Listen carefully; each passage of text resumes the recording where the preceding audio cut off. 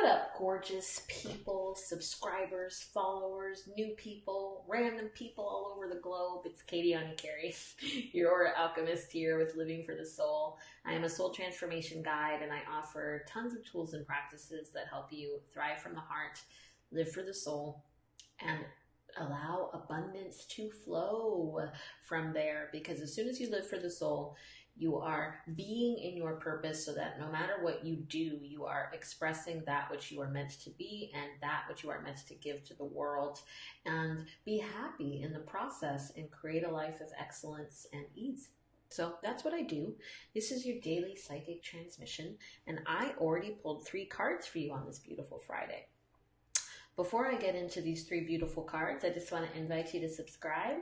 I want to remind you that there is a tribe that you can grow with that will help you not feel alone, that will help you stay focused on your goals, and that is my Vibe Tribe. So join my Vibe Tribe for as low as $4 a month. You can check out my Patreon below to do that. There's lots of benefits in there, and you can also check out my daily deal. Every day for the month of May, there's at least one daily deal for $20 or less, and you can get a reading from me today, right now.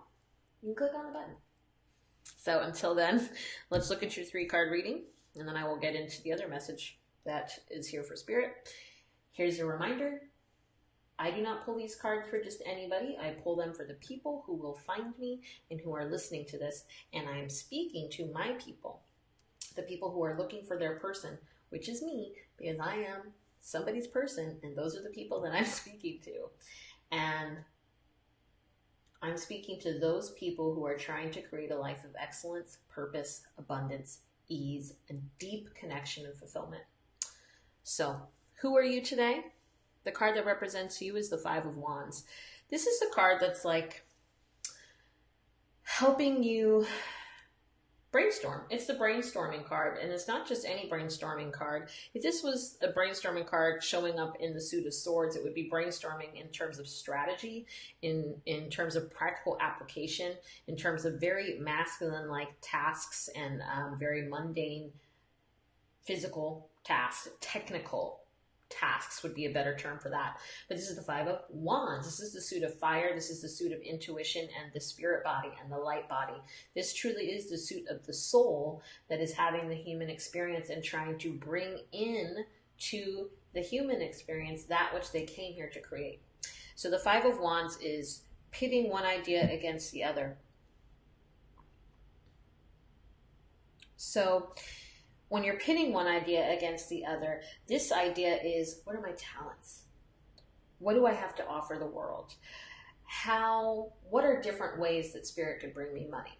What are different ways that, okay, I want to connect to somebody. I want somebody new to collaborate with maybe in my business. I want to start a business. I want to find that perfect product. You know what? I'm really good at these tasks, and I just need somebody else who's good at these other tasks. Or, God damn it, I really need to hire this person to help me do this thing that I'm tired of doing by myself. Okay, the 5 of Wands is saying, what task would you just love it if somebody else took care of? Here's a clue.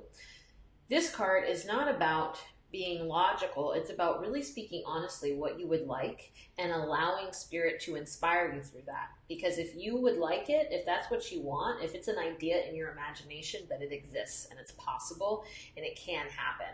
So this is not about thinking realistically. This is about saying, you know what I would really want? You know what would make my life easier? These things. Okay, I have these things. Now let's try to mix them together on paper, or let's not try to mix them together. Let's just think about it. Let's let them sit in our consciousness, and then let's leave it to Spirit. Let's leave it on our altar and say, okay, how can these ideas come together into one thing? And then follow the inspired steps that you're inspired to do, even if it's go to the coffee shop, or it's turn left instead of right, take a detour, stop at the park, wake up 30 minutes sooner. You don't know when Spirit is going to show up, where and how, and you don't need to. You just need to follow that inspirational steps.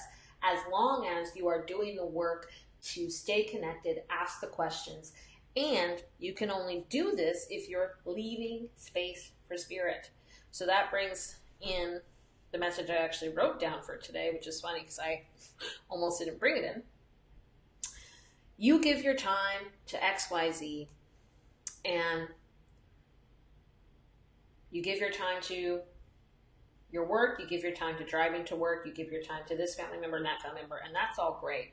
We are not interested in getting you on the train of I give everything to everybody and I take nothing for myself.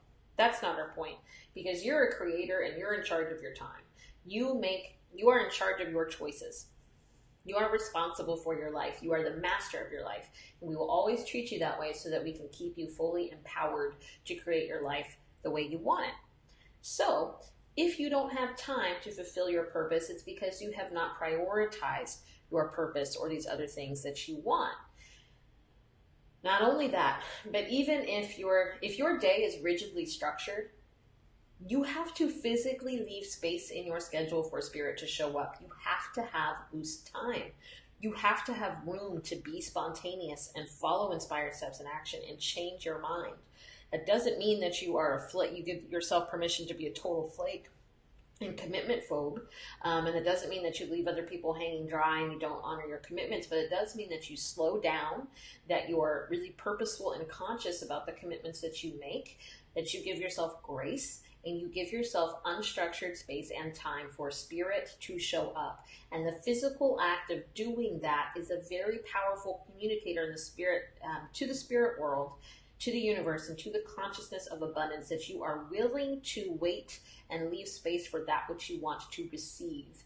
Because you cannot have your cake and eat it too, meaning hold on to everything you have until the next thing comes along. You have to let go first. One thing that I always tell my clients, and I've been telling them this for at least 2 years now, at least, think longer, and that is that if you're looking for a partner, for example, schedule 2 dates a week in the evening where you put, I'm on a date or I'm hanging out with my partner. And then leave that space. Do not schedule anything outside of that space. And if you don't have a partner yet, then go where you think your partner might be. I think this message has probably come up in 100 different readings over the last 3 years, easily. And it hasn't only come up with a partner. We're just using that example because we do get so many love readings and questions, and that's the example that came through, so it must serve somebody.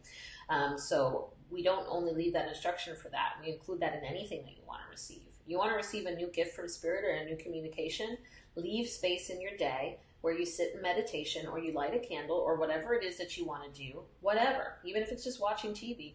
This time is scheduled in the day. I am committed to leaving this space to receive that which I am longing for or asking to learn. And then just trust that it's going to show up.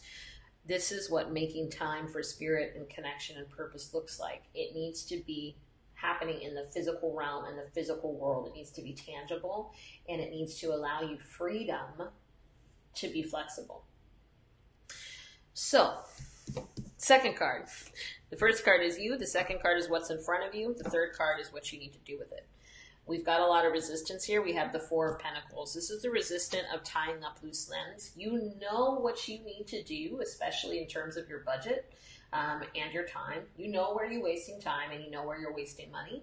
And you know that there are things hanging in the balance that if you did the first 2 things, if you buttoned up those first 2 things, then there would be tons of little things, little loose ends that you could tie up, and it will stop taking up so much headspace in your brain.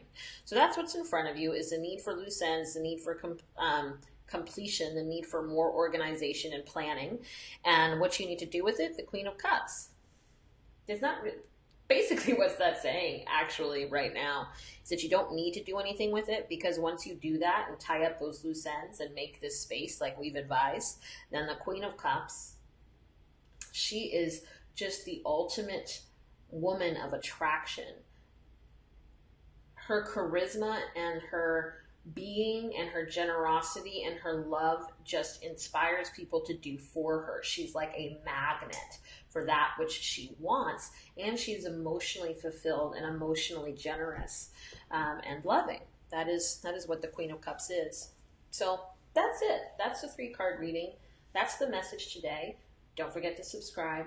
Check out the daily deal. Check out my Psychic Channel course if you want to understand your intuition better. It's a great place to start. It's only $17.